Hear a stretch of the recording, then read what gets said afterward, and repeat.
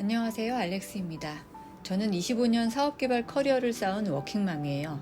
저는 49살에 퇴사를 하게 됐고, 퇴사를 결심하면서 가장 먼저 한 일은 퇴사 후 월급 없이 내가 얼마나 버틸 수 있는지 계산해 보는 거였어요. 직장 생활 25년 동안 6번의 이직을 하면서 단 한 번도 쉰 적이 없었어요. 그랬기에 저한테는 온전한 휴식이 필요했습니다. 제 직업은 사업개발자인데 늘 새로운 사업을 기획하고 매출에 압박을 받다 보니 스트레스가 심했고, 고액연봉을 받는 임원까지 되자 부족한 능력에 비해 회사의 높은 기대치를 만족시키기엔 역부족인 상황이 됐어요. 게다가 최근에 이직한 회사들에서 자금 문제가 생기면서 연이어 2번이나 그만두게 됐고요. 직장 생활을 하는 동안 열심히 벌었지만 번만큼 쓰기도 많이 써서 모아둔 돈은 별로 없었어요.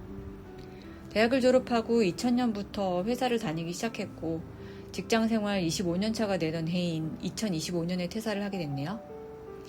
많지는 않지만 저축해둔 돈과 퇴직금이 있었고, 10개월 동안은 실업급여를 받을 수 있어서 퇴직 당시엔 1년치 돈을 계산하며 퇴직 후 뭘 하며 지낼까 계획을 세웠던 것 같아요. 그런데 막상 회사를 나오고 보니까 생각했던 것과는 조금 달랐어요. 처음에는 정말 좋았습니다. 아침에 출근할 필요도 없고 매출 압박을 받을 일도 없고 회사에서 무슨 일이 터졌는지 신경 쓰지 않아도 됐어요. 그동안 너무 바쁘게 살아왔으니 이제는 좀 쉬어도 된다고 생각했죠. 그런데 며칠이 지나고 몇 주가 지나고 시간이 조금씩 길어지면서 이상한 감정이 생기기 시작했습니다. 아침에 눈을 떴는데 갈 곳이 없는 겁니다.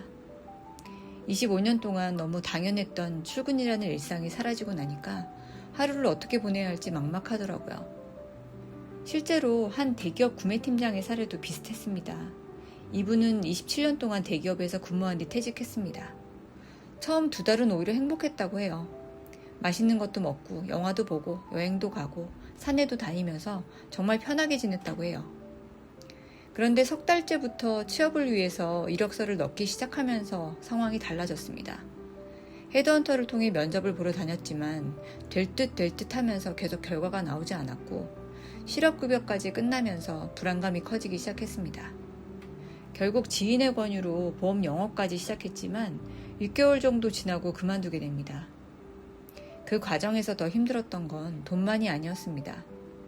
회사에 있을 때는 대기업 구매팀장이라는 직책이 있었기 때문에 수많은 협력업체 사람들이 먼저 연락을 해왔습니다.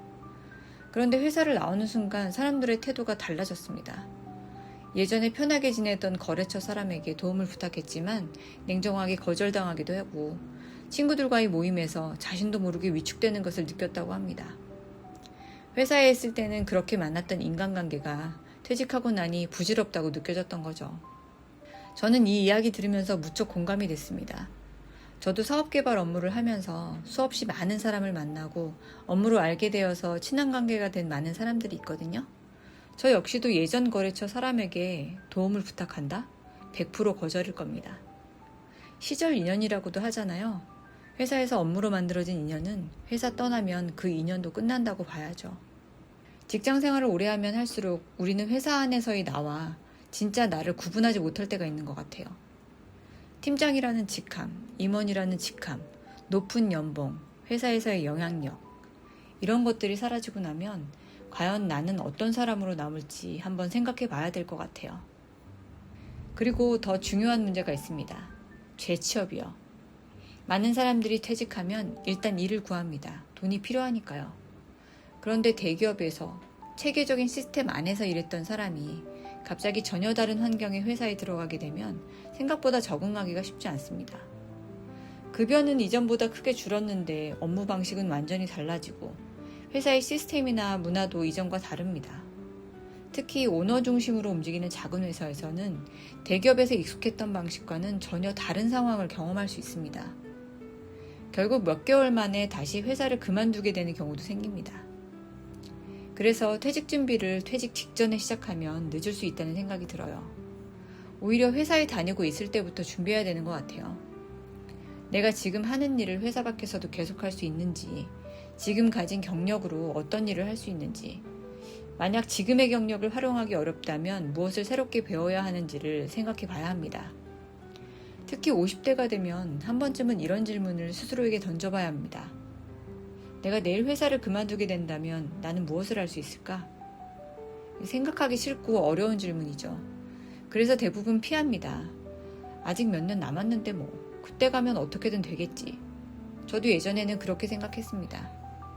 하지만 미래를 생각하지 않는다고 미래가 없어지는 것은 아니더라고요. 오히려 준비하지 않은 미래가 어느 날 갑자기 찾아오면 훨씬 더 큰 충격으로 돌아옵니다. 그렇다면 지금 당장 뭐부터 해야 될까요? 거창한 준비를 할 필요는 없는 것 같아요.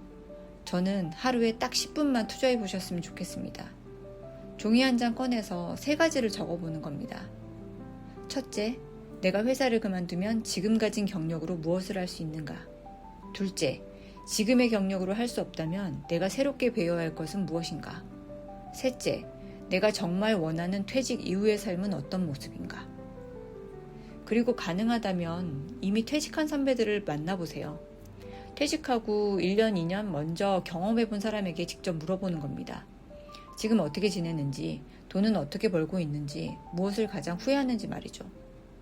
퇴직 전에는 그들의 이야기가 남의 이야기처럼 들립니다. 그런데 막상 내가 그 상황에 놓이고 나면 그 이야기가 더 이상 남의 이야기로 들리진 않을 겁니다. 결국 퇴직은 어느 날 갑자기 찾아오는 사건이 아니라 지금부터 준비해야 하는 삶의 다음 단계인지도 모르겠습니다. 회사는 우리에게 직책과 월급을 주지만 우리의 미래까지 책임져 주지는 않습니다. 그러니 아직 회사에 다니고 있다면 오히려 지금이 가장 좋은 시기일 수 있습니다. 내가 가진 경력은 무엇인지, 회사 밖에서 나는 어떤 사람인지, 그리고 앞으로 어떻게 살아갈 것인지. 오늘부터 하루 10분이라도 한번 적어보셨으면 좋겠습니다. 제 경험상 퇴직한 뒤에 답을 찾는 것보단 퇴직하기 전에 답을 찾아놓는 것이 훨씬 덜 두려울 테니까요. 오늘 이야기가 여러분께 도움이 되셨다면 댓글과 좋아요를 부탁드립니다. 감사합니다.